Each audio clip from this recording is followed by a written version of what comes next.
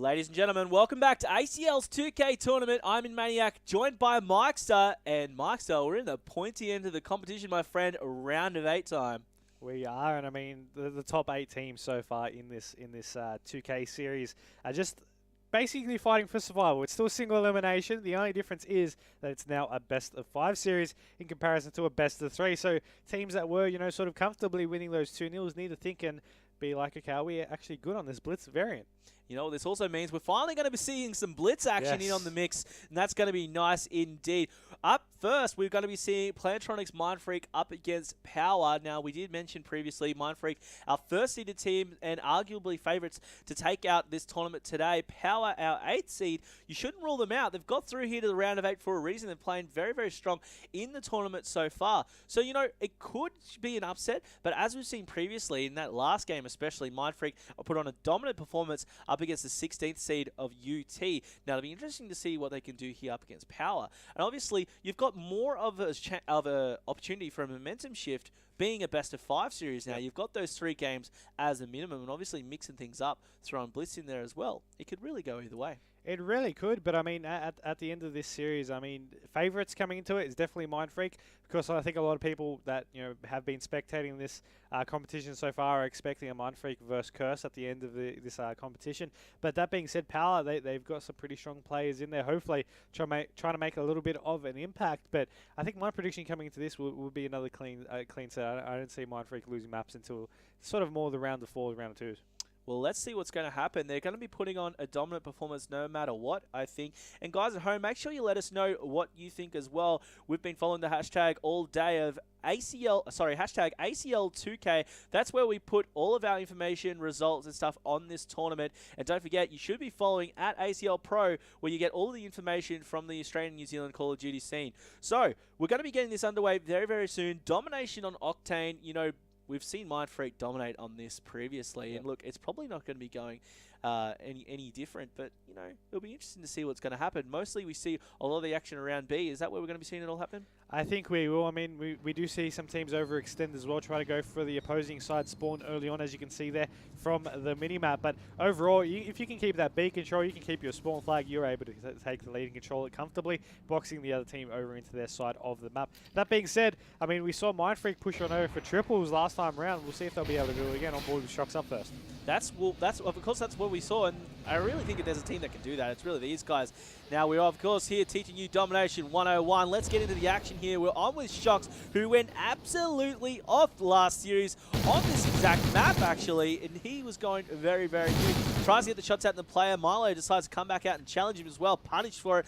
Now, Shocks was full red, but he was able to recover before being taken down by Rodzilla there. We're over with Fighter. He gets a kill on Fizzer. And Rodzilla, once again, is going to be taking revenge. So Rod getting the nice 2-piece early on, and the only person who's yet to die for his team. And now this squad, now we see a flag in each team's possession, as you usually do see in the first minute of this map, and no one really around B, which is quite interesting considering Mindfreak were starting off very, very strong. We're with Milo here, and he is up in the C flag. There was a couple of players dancing around him. That's going to be a player from Plantronics down, who's now under fire by Invincible, and Invincible was able to get the kill, so that was Fighter, as we do see Milo able to take control of C. So they've basically swapped flags here, so now A in control of Plantronics Mindfreak, and this is where we'll probably see it push towards B.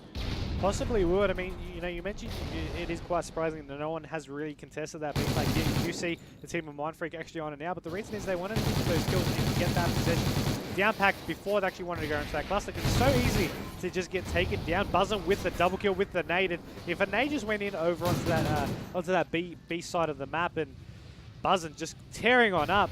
I'm not sure if you actually saw there, Mike. Yeah, he got the 2-piece with the nade and is actually able to follow up with 2 more kills. So he took down the entire Power squad. And that's where you see the real momentum shift. A and B firmly in control of the hands of Plantronics.Mindfreak. And now we do see the squad of Power pushing down towards the middle of the map.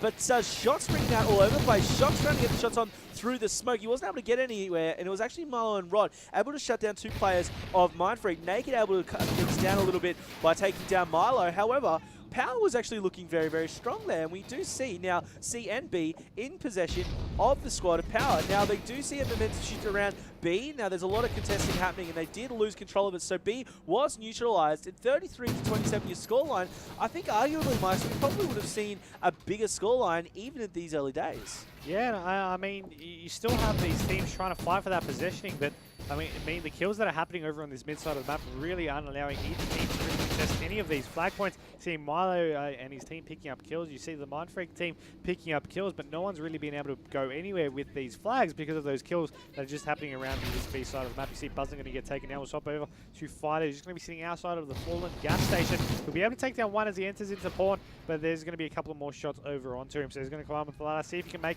a little bit of something to happen here, and he takes down another one, takes down the third, and the players off the respawn trying to push in out through this mech side. He's still going to be continuing forward. You got Milo taking down Buzzin, but the team kill is the only thing that takes down Fighter. See, the only thing that can take down Fighter is a team kill. One player of Plantronics.Mindfreak taking down the other. Now, we're still on with Naked here from Mindfreak. He's looking towards this C flag now. His team is in control of A, and B is being contested. So while all this action is happening, he's decided to go up and grab C, and he might successfully get this.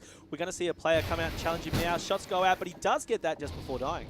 He does, but unfortunately with his death, the opposing team is actually going to be spawning there. Mindfreak though are going to be pushing up over on this B side while they're wasting time over on this C side. Of course, not wasting time, but needing to recapture that flag before they can really push it out. Of course, trying to get at least some sort of points rolling in for them. 1 minute still remaining in the half, though, and you see the scores. It was relatively close a minute and a half ago, but the team of Mindfreak just been racking in the points and being able to just increase this lead. Of course, just over 21 points to the difference. So 47 seconds left. The half is looking like to end in favour of Mindfreak. Yeah, it is looking like it's going their favour, but I've got to say, and I did say it before, this Power squad is going a little bit more a little bit better than I anticipated. So credit to them. They've been going really well. We're with Milo at the moment. There's a player up front. He saw the teammate get dropped. Now he's going to be following, basically stalking this Mindfreak player upstairs. Gets his shots out. Able to finally take down Naked there.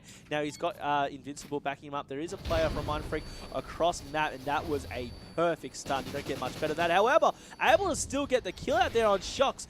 Nice work by Milo there to stay alive in the last seconds of this match. However, A and B still in control of Plantronics.Mindfreak, and that control hasn't really shifted for the last 90 seconds or so. And Plantronics.Mindfreak are going to finish off this half in a very, very convincing way. The final half scoreline will be 89 points to 58, just tearing up 31 points the difference here.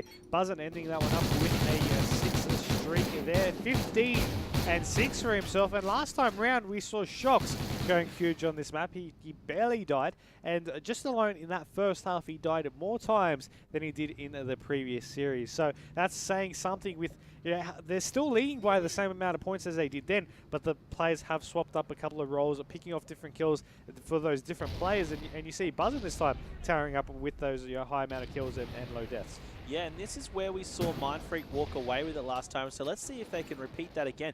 Naked and Fighter both getting kills respectively, and Naked picking up the 2-piece by following it up with a knife there on Milo in the background. Fizz the only one alive there, so this is going to be seeing B very easily in control of Mindfreak. And look at this squad of Power. They're coming down the right side of the map. However, Buzzo getting the long shots out to get that specialist bonus as well. So Fizzer and Milo both being dropped as Naked gets the kill over there. Invincible getting the quick return there to take down Naked. However, there is no momentum shift here with the flags. Plantronics.Mindfreak keeping firm control of A and B, and that's all that counts. They don't need to worry about that third flag. The team of Power can just keep that. Buzzo, look at him. He knows there's his player up top, but he's playing it very wise, not making any rush moves, just waiting until he kind of basically makes himself vulnerable. Gets the nade out. He's going to get the tags, but not the kill. So they all know who's around. There's going to be a player walking right in front of him. However, he doesn't reveal himself. Nice work. Patient to take down Rod. It's going to follow up the 2-piece, and Buzzo earned that. That was some nice work, and it was all the team down there of Power as Shocks and Naked followed up with kills, backing up Buzzo's 2-piece. However, Buzzo overextending just a little bit. He was going for the spawn kills, but being dropped. Yeah, I think he just wanted to go for that flag so far quickly. He might have expected the players to spawn there, but he didn't expect one to look where he was looking for, and he did get taken down, unfortunately for him. But even now, the team of Mindfreak, they're still pushing on. They're still playing this aggressive game, and the team of Power are just forced to have to try and push on out. And it's really just it's desperate times. You see one player has gone for the overextend. We'll see if we can swap over to him. No, he's actually got taken down, unfortunately enough. That was Pixar who was there trying to push on down. 126 to 78, 3 minutes remaining in this game, and the score still with that 2 flags with the Mindfreak just increasing bit by bit. It is indeed. Look, Buzzo and Naked both getting kills in the background, and then Fighter following up as well. Shock's trying to get the long shots out. Wasn't happening though. And look, it's deja vu. Repetition happening here as they are still in control of A and B. Shock's going for the long distance stab there, but it wasn't meant to be as he was shut down. And look at this. All of Mindfreak being shut down very quickly there. Power being shut down very quickly there. They were all dropped just for a second there. We're with Rod from this Power squad. He's going to get shots across the map. They were a little bit hesitant, but he does eventually clean up Shocks. And Fizzer and Milo both getting kills respectively as well. So this is where they need to make a change, and it looks like it just wasn't meant to be.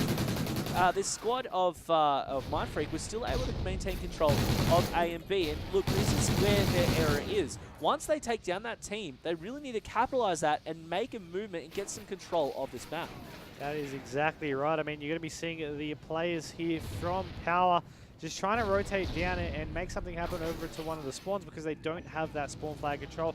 And even if they, of course, they are losing that B side that they did have, which will leave them with 0 flags. Now they're trying to capture the C side, but it's about to be contested. All 4 players are there, though. Shots are going to go out as Pixar takes down Fighter to secure them that C flag. They're going to be going on down 158 to 91, or 145 on the clock here. Milo going to be going around the corner, taking down Buzzin', and he'll be able to just push on past through Store and try to make something happen, but unfortunately 95 seconds remaining on the clock. It's just a little bit too late. Yeah, it is a little bit too late indeed. However, Milo is still trying to save face. And what's important, we've discussed this a few times in the past, Mikester, just because you've lost the map, you can't just give up there. You can't just go messing around. You want to keep your aim on point. You want to keep your momentum and see if you can carry it through to the next map and hopefully make a turnaround. I think both of these teams know that. So let's see what they're going to do to finish things off. We're on with Rodzilla. He's been going okay for his team.